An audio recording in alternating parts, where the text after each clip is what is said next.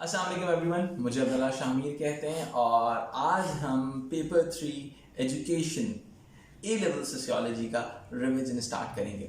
आज की क्लास में मैं आप लोगों को बहुत सारे न्यू सोशियोलॉजिस्ट से भी रोशनास कराने की कोशिश करूंगा और इसके अलावा आज की क्लास के साथ जो हम इंटरलिंक कर रहे हैं वो चीज़ वो है स्टेटमेंट बेस्ड क्वेश्चंस। ठीक है जी, बहुत सारे बच्चों को प्रॉब्लम है स्टेटमेंट बेस्ड क्वेश्चन के अंदर, तो मैंने सोचा कि आज की क्लास में रिवीजन के साथ साथ हम स्टेटमेंट बेस्ड क्वेश्चन को भी लिंक करें। ठीक है, तो सबसे पहले मैं ये कोशिश करूंगा कि आपके साथ कुछ सोशियोलॉजिस्ट को शेयर किया जाए and we will move forward with some sociologists and we are going to link all these sociologists with these theories. ठीक है, सबसे पहले first we need to understand the objective. Paper 3 education statement based question 12 mark का question आएगा। देखिए, एक there is a statement out there and after the statement there is a prompt command related to that. Using sociological material, give two arguments. It means you need to go with the two paragraphs, okay, and give two arguments against this view. देखिए, specific paper में तो against this view आया हुआ है, ठीक है, तो फिलहाल मैं आप लोगों को against this view के हिसाब से कराऊंगा। in the favor of this view अगर आ जाता है एग्जाम के अंदर या कोई और prompt statement आ जाती है तो आप उसके हिसाब से मूव कर सकते हैं। सबसे मुश्किल against this view होता है, उसको समझना सबसे मुश्किल काम है। ठीक है जी, तो याद रखिएगा, first you need to understand this thing कि जो स्टेटमेंट है वो कौन से पर्सपेक्टिव को फॉलो करती है। ठीक है जी, afterwards you need to go with that the counter statement और कॉन्ट्री थ्योरी। आपने first you need to link that particular statement, this particular statement with that particular theory. इनकी अपनी थ्योरी के साथ लिंक करना है and you need to think about the counter theory, जो इसकी थ्योरी अगेंस्ट में जा रही है उसके बारे में सोचना है और उसके बारे में लिखना है। ठीक है, ये थोड़ा सा मुश्किल काम है, किस तरीके से होगा, क्या होगा, थोड़ा सा उसके बारे में बात कर लेते हैं and then we move forward with some sociologist. Try to refer sociologists in these questions. Without sociologists, I don't think you will get the good marks in A levels, particularly in A2 levels. ठीक है, तो आपने sociologist का reference लाजमी तौर पे देना है। ठीक है, you need to refer the sociologist. कोई भी statement आती है, जैसे अगर मैं पहली statement की बात कर लूँ, the main role of education is to promote the social equality. ठीक है, ये बात कौन कहता है? पहले मेरे दिमाग में कहा ये functionalist कहते हैं कि equality की opportunity create करता है education। Contrary theory क्या है इसकी? Contrary theory Marxism की है। First you need to refer this thing कि this against this statement the Marxist argues against this statement because the education, the main function of education system is to promote the inequality rather than equality. You need to refer this the particular theory. Let's suppose आपने जो contrary theory की तरफ आप जा रहे हैं, आपने उसका reference सबसे पहले देना है ताकि एग्जामिनर को पता चल जाए। क्योंकि देखिए, जब एग्जामिनर ने ये स्टेटमेंट बनाई थी तो उसके पास जहन में होगा कि भाई हर बच्चे ने कम से कम इस चीज को अगेंस्ट, तो इस यानी कि मार्क्सिज्म के बारे में लिखना है, फंक्शनलिज्म के अगेंस्ट मार्क्सिज्म है, फेमिनिज्म या कोई भी चीज है, इस चीज के अगेंस्ट में लिखना है। अगर आपने शुरू में रेफर कर दिया कि मैं इसको मार्क्सिज्म के बारे में लिख रहा हूं तो एग्जामिनर क्लियर हो जाएगा कि हाँ आई नीड टू, ये इस बात इस बच्चे ने यहां तक ये बात सही कही है। ठीक है जी, तो जनाब इस चीज को थोड़ा सा और आगे लेके चलते हैं and then afterwards you need to go with the explanation and interpretation of that particular theory. आप introduction की तरफ चलेगा, introduction से आप interpretation and explanation के वाले component की तरफ जाएंगे।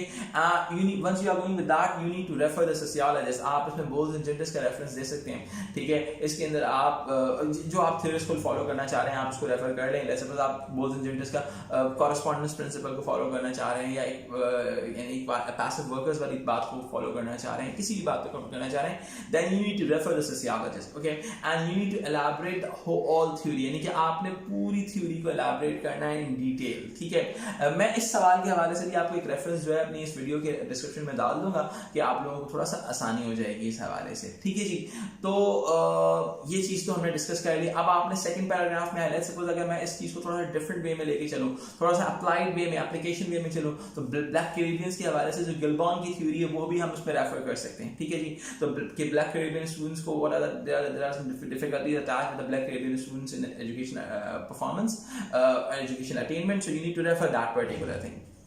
It means कि आपने दो paragraphs बनाने। बहुत सारे students they are not developing two paragraphs. You need to emphasize, you need to understand the importance of paragraphs, beta. You need to work on the paragraphs and you need to work on the theories and you need to work on the interpretation part. Okay, so this part is all about you need to just give the arguments. You don't need to evaluate that particular thing. So this is all about the argumentative essay form.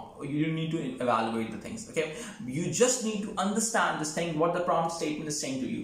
The prompt statement is saying to give two arguments against this statement. It means you need to give two arguments against this view that the main role of education system is to promote social equality. You need to focus what is the antonym of equality. The antonym of equality is inequality. Who is saying that education is promoting inequality? The Marxists are saying the education system is promoting inequality. So you need to refer that particular thing.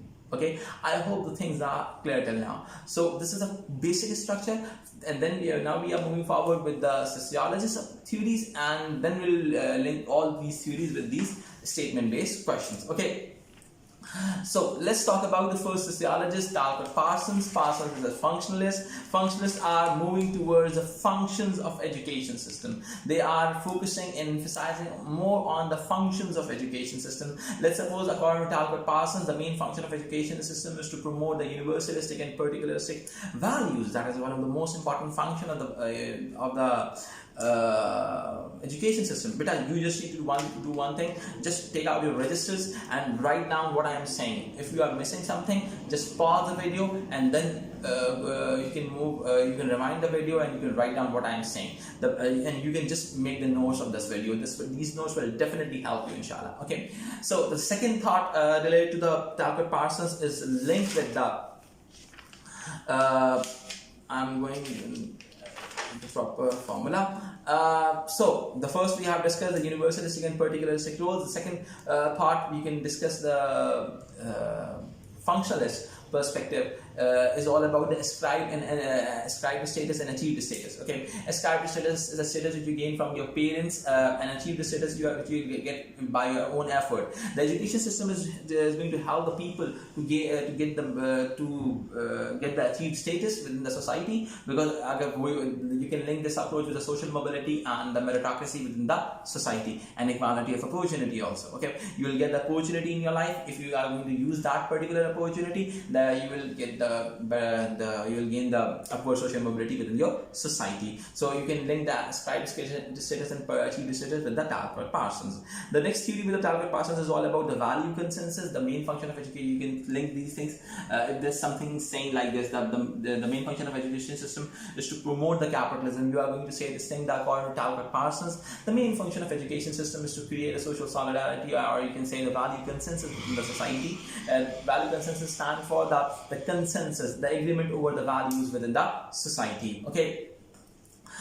So you can refer these things over here, and afterwards you can go with the value of achievement approach related to the Talcott Parsons. The education system is going to give you back what you are doing in your life. It means that it's all about the value of achievement. You will get some value after you get the good education in your life. Okay, and afterwards there is a sort of difference of rewards. It means there are different hierarchies in at the workplace. If you are doing, if you are doing a job with a high responsibility, or you can say that you need to do a particular job with a high education, so you will get the more rewards like chartered accountants and engineers, doctors. And if you talk about if you are underachieved in the education system, you'll get the jobs with the low reward systems. So this is all about the difference of rewards due to education system. And you can also refer the Parsons on the equality of opportunity approach, because according to Parsons, the education system provides opportunity to its members to the members within the society. And the sociologist is Emil Durkheim. You can refer to Emil Durkheim in multiple theories. And if you talk about, he's also a functionalist. So there are multiple thoughts which are linked with the Talcott Parsons and Durkheim both. So you can refer to both of them, and you can refer for the thoughts related to Durkheim. You can refer my notes also. You can refer to for functionalist theory. You can refer to Davis and Moore. This is also one of the most important sociologists. If we talk about functionalism, the Davis and Moore emphasize on the mechanism of social stratification based on ability. Okay, if you are able individual, then you will you will be in the highest streams, or you can say you will get the good things in your life. There is a stratification, means division within the society. There is a division within the society on the basis of abilities. Okay, if you are more able individual, you will get the better things in your life. So this will definitely help you afterwards. So you will get the good rewards after within your education, within your workplace. So you need to understand, once you talk about the functionalism, you need to understand the functional fit approach, where the three social institutions, family, education, workplace, these three social institutions are closely linked with one another. Like if you are going good in education system, then you will definitely go do the better things at your workplace. So you can understand this thing. It's more about the idea that the education system, we can say, according to Davis and Moore, the education system is a proving ground. You can prove yourself in education system and you will get the reward at the workplace. So I hope the things are clear till now. Then we move forward with the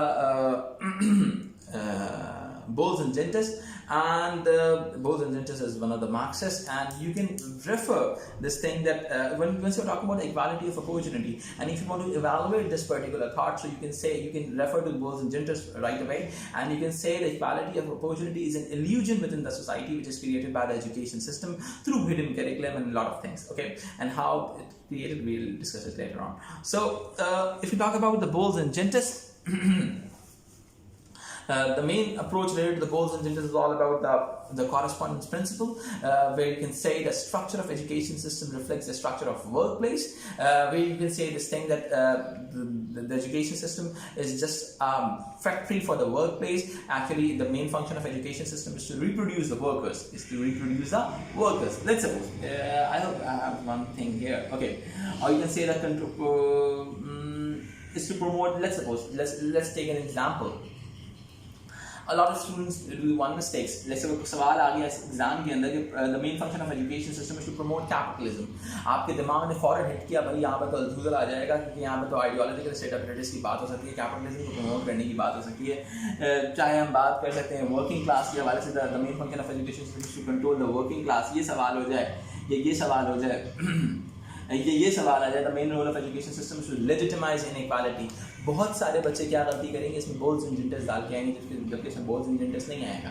इसके अंदर क्या आएगा, इसमें हमने Parsons the के Davis and Moore आना चाहिए. इसमें आप बोलोगे the main role of education system is not to legitimise the inequality, the main function role of education system is to legitimise the equality with in the society. So you can go within that way. आप यहाँ पर functionalism डालोगे, ठीक है जी, आप यहाँ पर function, the main function of education, the main role of education is to promote capitalism है, तो आप बोलोगे the main role of education is to promote the value consensus और the social solidarity with in the society. ठीक है जी, तो you need to understand this thing. The main role of education is to control the working class or reproduce a dominant culture. ये वाली बात भी हो सकती है, because dominant culture means elite culture. Education system कहा जाता है कि education system का काम elite culture को promote करना है. आप कहोगे नहीं dominant, बहुत सारे बच्चे इस बात को भी देख के अल्थुजल को लेके आ जाएंगे बिला वजह से, जबकि सवाल कह रहा है give two arguments against this view. Give two arguments against this view. आपने ये बात नहीं करनी, आपने बोलना है कि the main function role of education is to reproduce the culture of equality within the society. आप ये बात कहोगे, ठीक है. इसमें आप वैल्यू कंसेंसस, सोशल सॉलिडारिटी की बात करोगे, इसके अंदर बोलोगे इक्वालिटी ऑफ अपॉर्चुनिटी की बात करोगे, किसकी, पार्सन्स के हवाले से, और फिर आप उसको अंदर पार्सन्स एक आर्गुमेंट में पार्सन्स ले आओ, दूसरे आर्गुमेंट में आप डेविस एंड मोर ले आओ, जिसमें आप बोलोगे education system is a proving ground. ठीक है जी, तो रोज़े के अंदर पता लग रहा है मुझे अभी, अब जाके पता लग रहा है थोड़ी देर में, ठीक है. सो ये बात हो गई, ठीक है. अब इसके अलावा अगर मैं अब कहानी को चेंज करता हूँ, the main role of education is to promote social equality, यहाँ पर मार्क्सिज्म आ जाएगा, ठीक है. The main role of education system is to promote meritocracy, यानी कि इसका मतलब इक्वालिटी ऑफ अपॉर्चुनिटी नहीं कर रहा, एलिजन ऑफ अपॉर्चुनिटी क्रिएट कर रहा है, यहाँ पर भी मार्क्सिज्म आ जाएगा, ठीक है जी.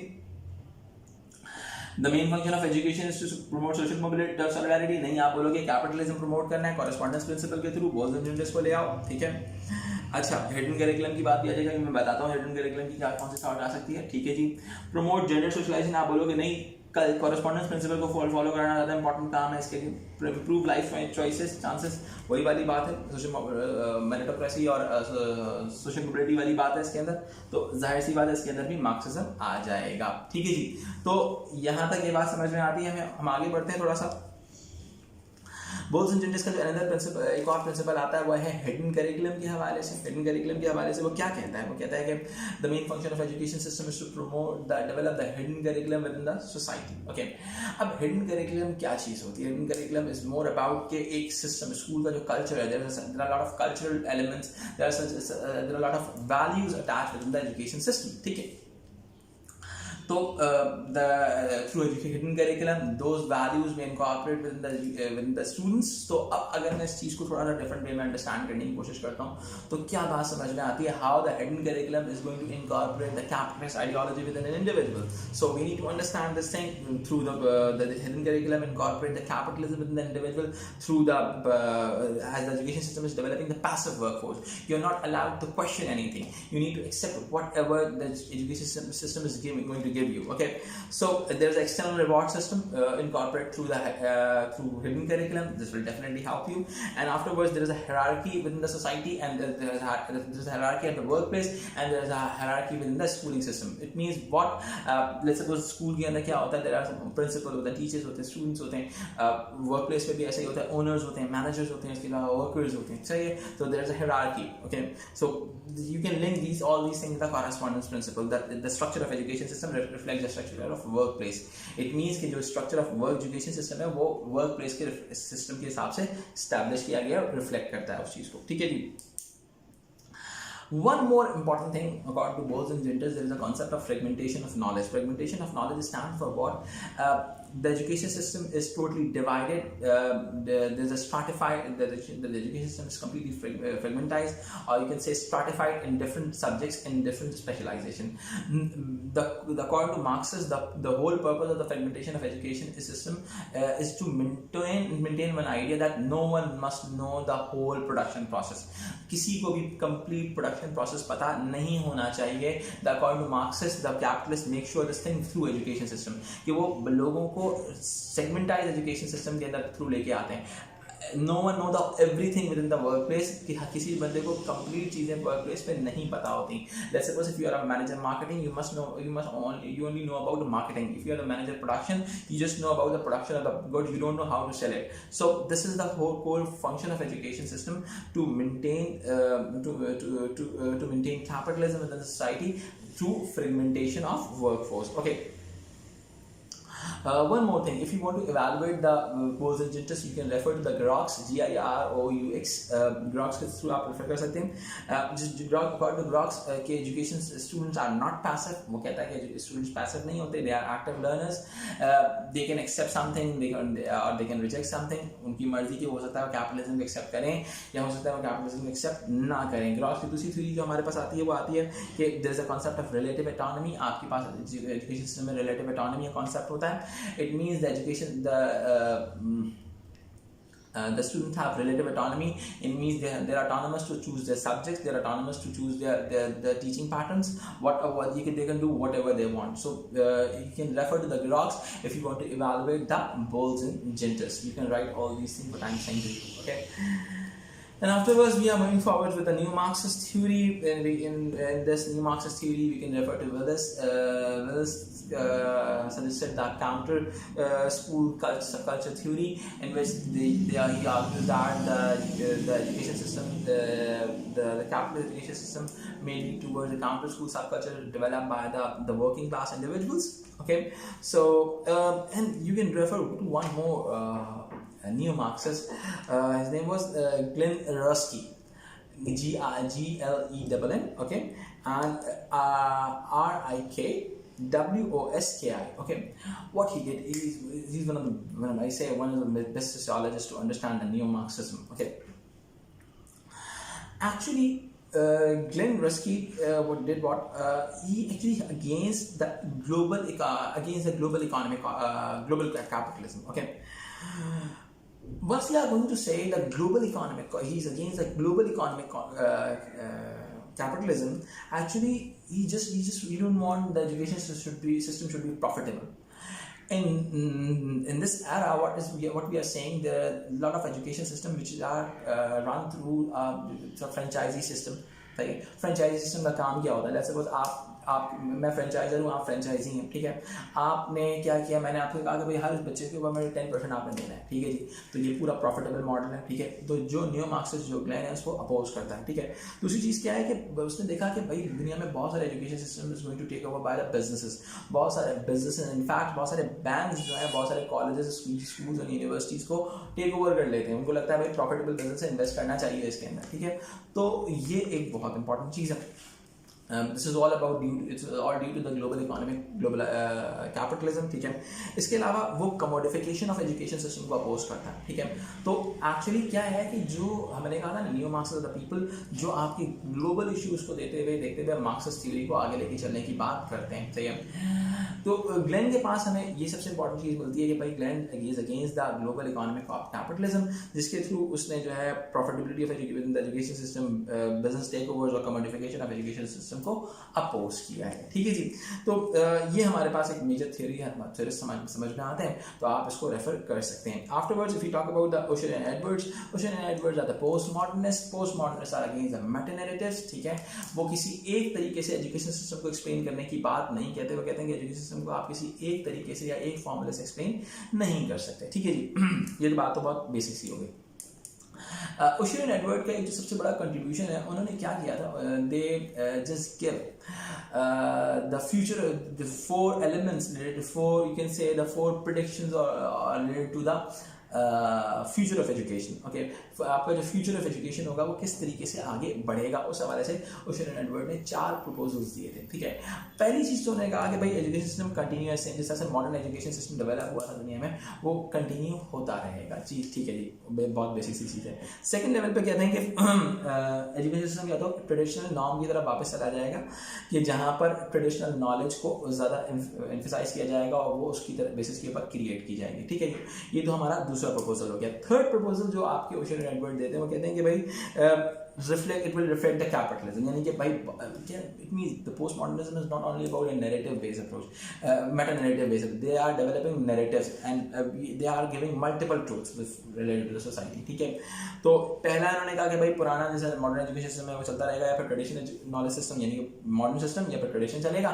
थर्ड के अंदर उन्होंने कहा भाई ये it will reflect the capitalism, यानी कि कैपिटलिज्म की नीड्स को फुलफिल करता रहेगा, कि उसका काम होगा कि भाई एजुकेशन सिस्टम का जो मेजर फंक्शन होगा कि वो ये होगा कि वो वर्कर्स को तैयार करता रहे, ठीक है जी। फोर्थ एलिमेंट जो बहुत इंपॉर्टेंट है अंडरस्टैंड करने के लिए, जो ओशन एंड एडवर्ड ने रेफर किया था, वो क्या किया था, उन्होंने कहा था कि भाई the education system will reflect the cultural pluralism and multiple truth. Cultural pluralism का मतलब क्या है कि बहुत सारे culture, there is a pluralistic model stand for singular plural, क्या होता है, बहुत सारे एलिमेंट्स, बहुत सारे कल्चर्स को रिप्रेजेंट करें। द एजुकेशन सिस्टम में represent the multiple form of truths, तो आप इसमें रेफर कर सकते हैं। अगर मैं ओशन एंड एडवर्ड की बात करूं तो आप बहुत सारी थ्योरीज, ये मैंने जितने भी मेंशन किए हैं यहाँ पे, ये ज़्यादातर जो हैं ये मेटा नैरेटिव्स हैं, और पॉसिबिलिटी ऐसी है कि आपके पास जो 12 मार्क का क्वेश्चन आएगा वो किसी मेटा नैरेटिव पे आएगा। तो अगर आप ओशन एंड एडवर्ड को थोड़ा सा डिटेल में डिस्कस कर लें, स्टडी कर लें, तो आपके लिए बहुत आसानी हो जाएगी किसी भी मेटा नैरेटिव को अपोज करने के लिए। बिकॉज भाई लेट्स सपोज अगर मैं कहूँ कि प्रोमोट द कैपिटलिज्म की अगर मैं बात कर लूँ बहुत सिंपल से वर्ड्स के अंदर, तो प्रोमोट द कैपिटलिज्म के अंदर बहुत ही बेसिक सी जो बात हमें समझ में आती है वो ये नज़र आती है कि भाई अगर मैं कहूँ कि भाई ओशन एंड एडवर्ड जो है हमारा, ओशन एंड एडवर्ड ने कहा भाई there is nothing like one meta narrative, there are multiple narratives, उसमें से एक बात हो सकती है, उसने अपोज किया, तो आप उसको रेफर कर सकते हो इसके अंदर। इसके अलावा आप अगर 26 मार्क का कोई क्वेश्चन अटेम्प्ट करो तो उसमें तो लाजमी आप रेफर करोगे। तो ocean and Edward is one of the key sociologist. अभी मैंने जितने भी सोशियोलॉजिस्ट आपसे डिस्कस किए हैं, आपको ये they must be on your fingers, उनको रट लो किसी तरीके से, you need to understand these things, ठीक है जी। अच्छा, मैं आपको कुछ पुरानी थ्योरीज को डिफरेंट नेम्स के साथ शेयर करूंगा ताकि आपको आसानी रहे थोड़ी सी अंडरस्टैंड करने के लिए, और इसको आप बेहतर तौर पे अंडरस्टैंड कर सकें, ठीक है जी। अब सबसे पहले बात करते हैं थोड़ा सा सोशल डेमोक्रेटिक थ्योरीज के हवाले से, ठीक है। सोशल डेमोक्रेटिक थ्योरीज हमारी जो है they refer to meritocracy with in the society, ठीक है।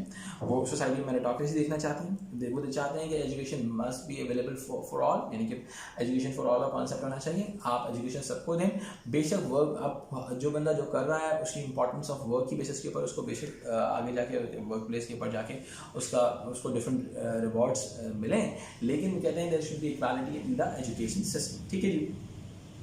आगे बात करते हैं वो इकोनॉमिक ग्रोथ की बात करते हैं, ठीक है जी। और इसके अलावा वो equality of opportunity based reforms की बात करते हैं। वो कहते हैं कि एजुकेशन सिस्टम में कुछ ऐसे रिफॉर्म्स आने चाहिए जिसकी बेसिस के ऊपर आपकी सोसाइटी में इक्वालिटी ऑफ अपॉर्चुनिटी को लाया जा सके।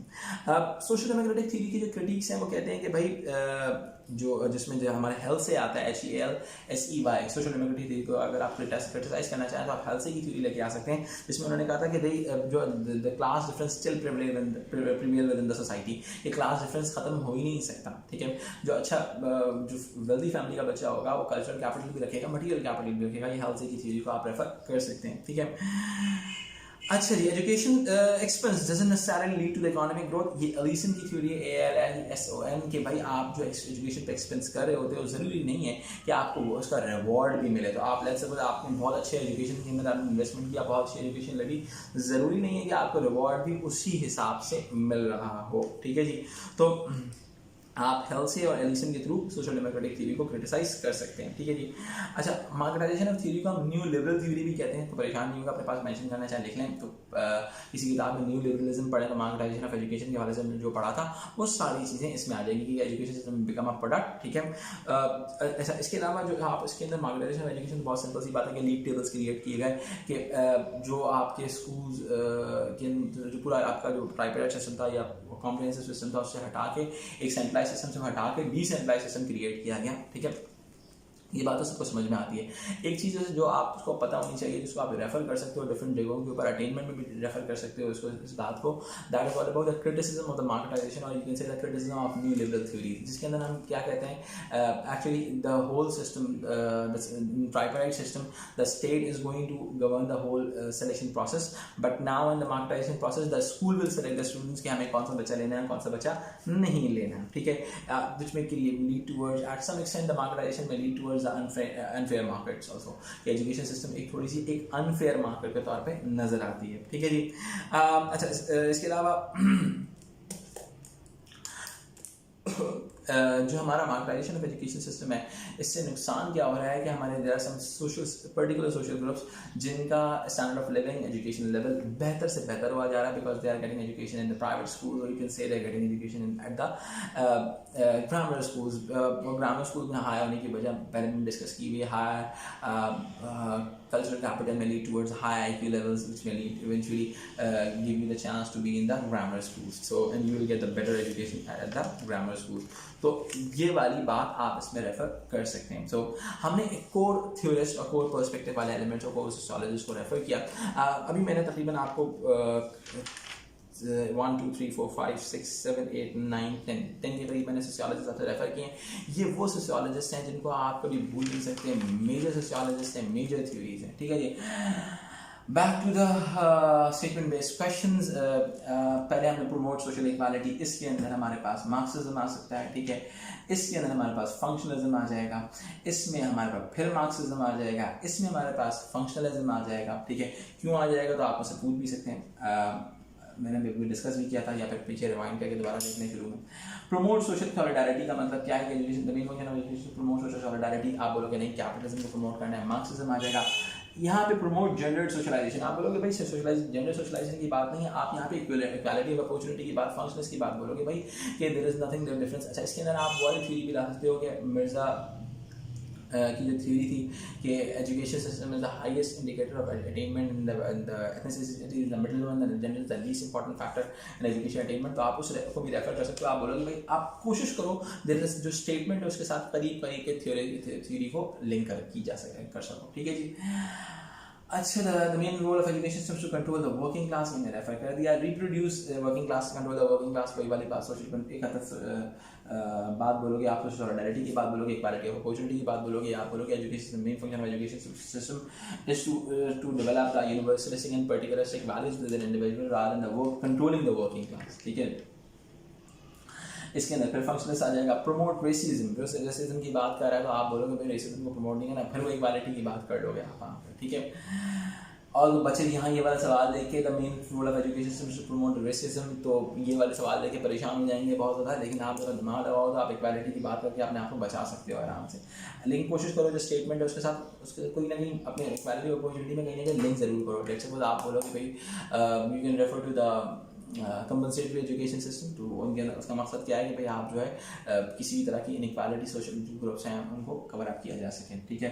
जिसमें sure start programmes, extended schoolings and everything, you can refer to all those things, ठीक है। लैक ऑफ कल्चरल कैपिटल और मटेरियल कैपिटल का भी सवाल आ सकता है। लैक ऑफ कल्चरल कैपिटल में आप अगर सवाल आ जाए तो आप बोलोगे भाई जितने भी फैक्टर्स हैं ना इसके अलावा कल्चरल कैपिटल के वो सारे रेफर कर दो, मटेरियल कैपिटल को रेफर कर दो, आप टीचर की रिलेशनशिप को रेफर कर सकते हो, आप लैबोरेटरी एंड रिस्ट्रिक्टेड कोड को लिंक कर अगर अलग से डिफाइन करना चाहो तो कर सकते हो। तो मटेरियल कैपिटल का आए तो बहुत सारी चीज़ें आ जाएंगी, यानी कि जितनी भी चीज़ें अटेनमेंट में अगेंस्ट में आती हैं सारी उस साइड पर आ जाएंगी, ठीक है। अभी मैं इसकी एक और वीडियो भी बनाऊंगा जिसके अंदर मैं थोड़ा सा अटेनमेंट के सोशियोलॉजी पर रेफर करूँगा, तो उसमें और ज़्यादा डिटेल में बात करूँगा। The main function role of education system to maintain labelling society, reason behind और the reason sorry can say the labelling could be the reason behind underperformance. आप बोलोगे लेबलिंग रीजन है, आप बोलोगे अगेंस्ट में आप बोलोगे तो बोलोगे नहीं लेबलिंग रीजन नहीं है, कल्चरल कैपिटल या कल्चरल डेप्रिवेशन या मटेरियल डेप्रिवेशन मेन रीजन है, सही। तो you can refer in this way also, ठीक है जी। I hope this lecture will definitely help you. अगर अच्छा लगे तो मुझे ज़रूर बताइएगा, ठीक है। और इन क्वेश्चंस को अटेंड करने की कोशिश कीजिएगा और हम उसे शेयर भी कर सकते हैं क्वेश्चंस को, ठीक है। ईमेल आपके पास है मेरा abdullah.shahmir@cida.edu.pk, ये एक मेरा ईमेल है। इसके अलावा आप ncb969@gmail.com पर भी आप मुझे अपना किया हुआ काम भेज सकते हैं, ठीक है। इसके अलावा अगर आपने ये वीडियो यहाँ तक देखी है तो मैं आपसे एक रिक्वेस्ट करूँगा, ठीक है, वो ये है कि अपना नाम नीचे लिख दीजिए, ठीक है। तो मैं देखना चाहता हूँ कितने स्टूडेंट्स हैं जिन्होंने पूरी वीडियो देखी, और मैं आपका बहुत शुक्रगुजार हूँ कि आपने यहाँ तक मुझे बर्दाश्त किया। अपना बहुत ख्याल रखिएगा और जुम्मतुल विदा मुबारक। ये वीडियो मैंने जुम्मतुल विदा वाले दिन रिकॉर्ड करा, तो अपना ख्याल रखें। अल्लाह हाफ़िज़।